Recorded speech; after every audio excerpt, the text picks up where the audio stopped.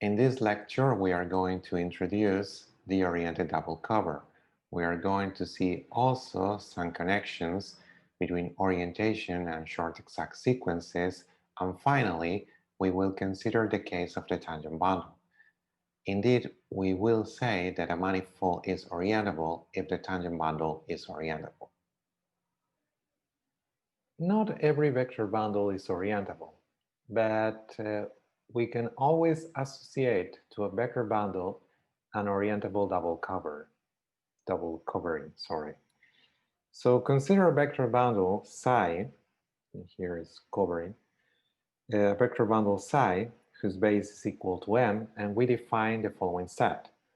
M hat is just the set of pairs of the form x omega, where x is a point of M, and omega is an orientation of the fiber of x. Okay, so this is a set, M hat.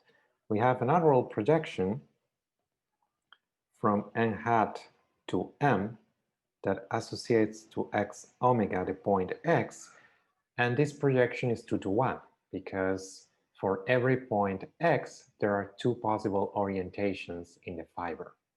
Okay. Moreover, we can endow M hat with a structure of manifold by considering an atlas of M with local charts that have contractible domains. Okay. Because if you consider a contractible domain and the restriction of psi to this domain, what you get is automatically a trivial vector bundle, and for a trivial vector bundle, there are just two orientations. So this gives a very easy way of defining a structure of differentiable manifold for M hat. Okay. As we said, there is this natural projection, which is indeed a local diffeomorphism. And we can consider the pullback of psi by pi. Since pi is 2 to 1, what we are doing is getting the fibers of psi and just doubling them. Okay? And so that's the reason this is a double cover. And this double cover, this new vector bundle is indeed orientable because we can just define the orientation of the point x omega as essentially just omega. And so this orientation depends continuously and provides an orientation of the pullback. So we have a pullback that is 2 to 1. This projection from this pullback to psi is 2 to 1.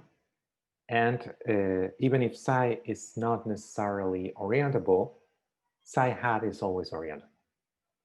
Okay. Now consider a short exact sequence of morphisms of vector bundles. Okay, we saw the relation between orientation of vector spaces and short exact sequences of linear transformations between vector spaces. Here we want to consider the analog concept for short exact sequences of morphisms of vector bundles. Okay, so suppose that we can consider orientations omega prime of psi prime and an orientation here of the last vector bundle. Okay, so we can give orientations of the vector bundles in the extrema of the short exact sequence. So we can define the direct sum of these two orientations. And we do it fiber by fiber exactly in the same way that we do it for short exact sequences of linear transformations. It's the same.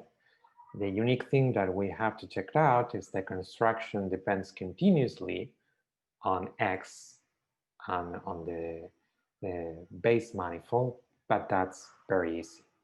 So giving an orientation of psi prime and of psi double prime, we get an orientation of psi.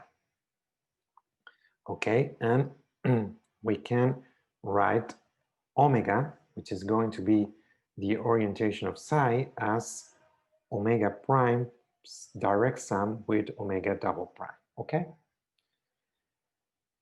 Obviously, if we have the orientations in these two extrema of the short stack sequence, we get the orientation of psi. But if we get, for instance, the orientations in the last two ones, we get the orientation in the first. There is just one orientation omega prime such that this equation holds true. Okay, and in particular, if two vector bundles in this short stack sequence are orientable, the third one is orientable. Okay, if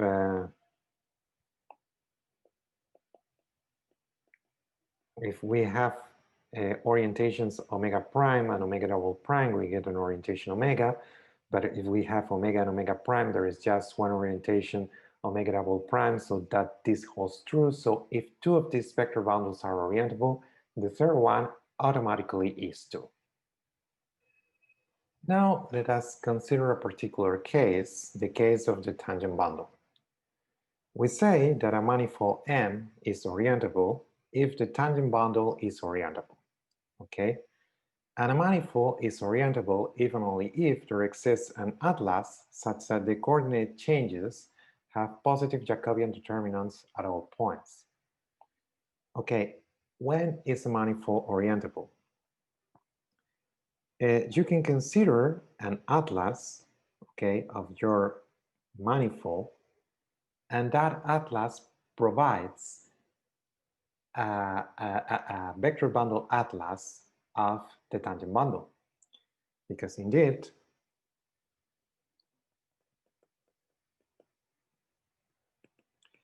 what happens is that the differential of phi I is indeed a morphism between the tangent space of ui and the image of phi I, the image of ui by phi I times rm, okay, where m, small m, is the dimension of our manifold.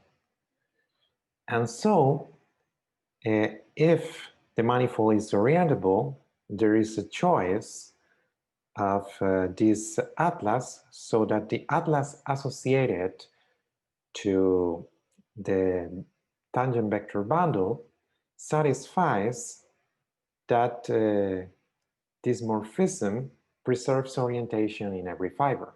It sends the orientation of the tangent space of M at a point X to the standard orientation of Rm. But if that happens, when we consider the differential of this composition, the inverse of phi I composed with phi j, this differential by the chain rule is going to send the standard orientation of Rm into itself.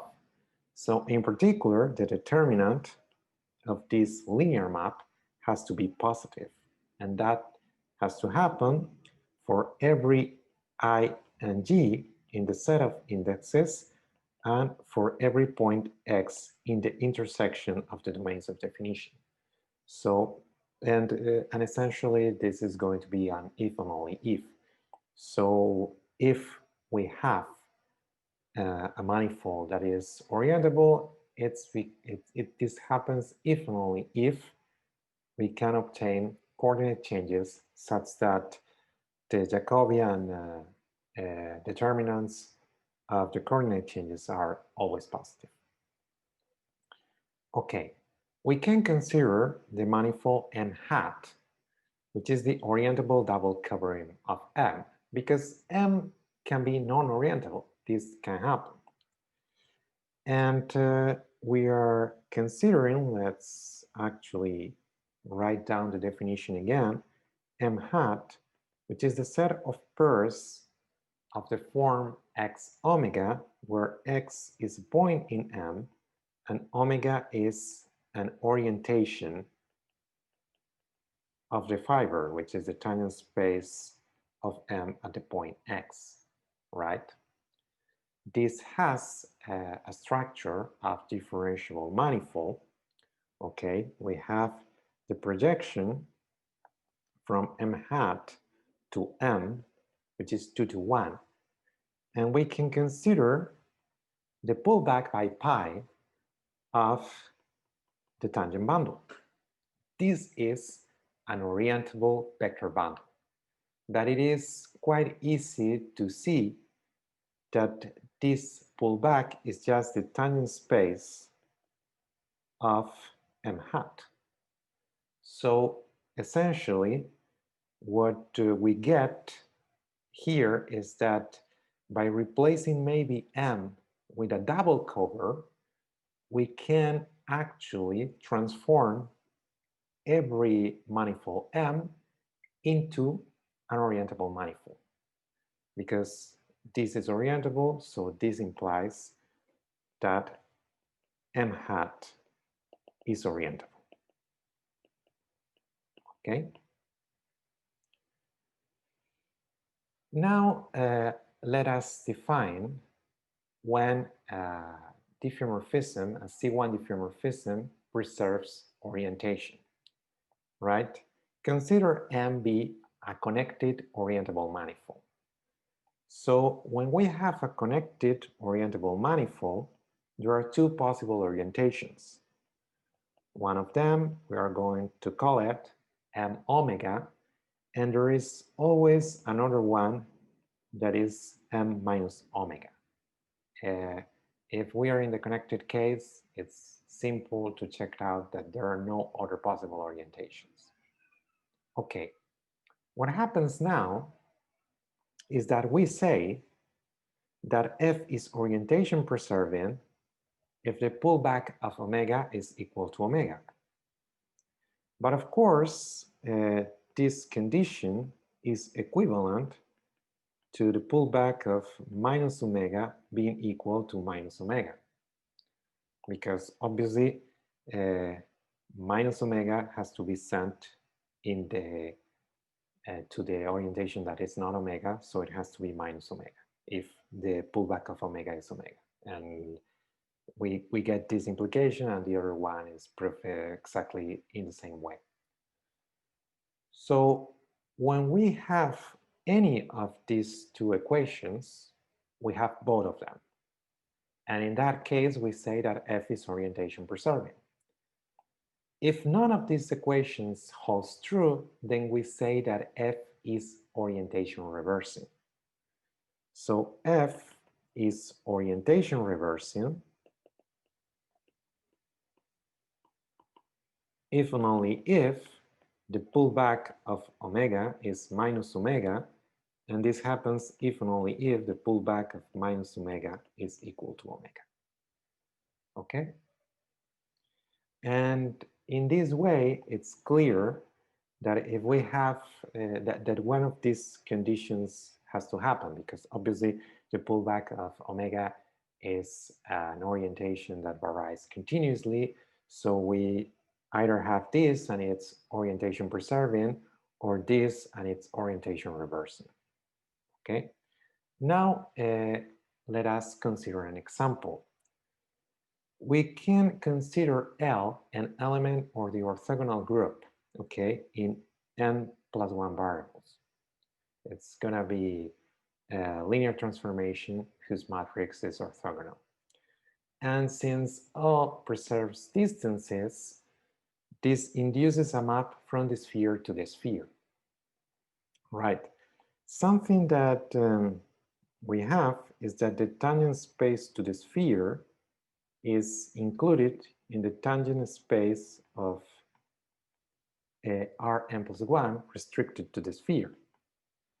And in order to make this a short Zag sequence, we have to consider here this nu, which is just the what we have called the algebraic normal bundle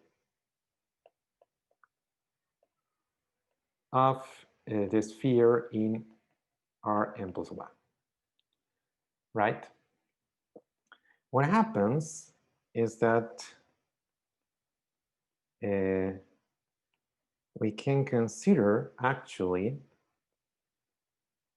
a map that associates to every point in the sphere a normal vector that is non-zero, right? And just considering, for instance, an exterior vector, an exterior normal vector of norm equal to 1. And so this implies that this normal, this algebraic normal bundle is orientable. This tangent space over here is also orientable because this is a trivial vector bundle, is Sn times Rn plus 1. So since these two ones are orientable, the tangent space of the sphere is also orientable. So L is going to be a diffeomorphism of the sphere. The sphere is connected, it's orientable, so we can ask whether L preserves orientation or reverses orientation, right? But what happens is that the exterior of the sphere is sent to the exterior of the sphere. In particular, that implies that since L is going to act on this tangent space, but it's also going to act here, meaning that the image of this tangent space is contained, the image of this tangent space by L is again this tangent space, and this is going to induce a map in the normal bundle, in the algebraic normal bundle. And since exterior normal vectors are sent to exterior normal vectors, that implies that the induced map here preserves orientation.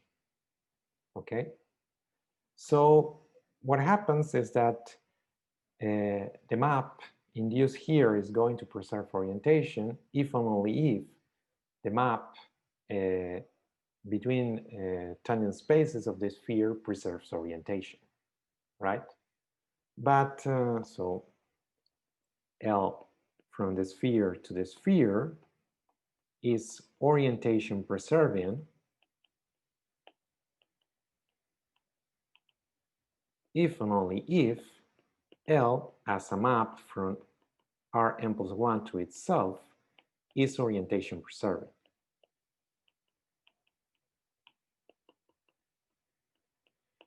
But when a linear map is orientation preserving, a linear map between a vector space in itself, this happens if and only if the determinant of L is positive.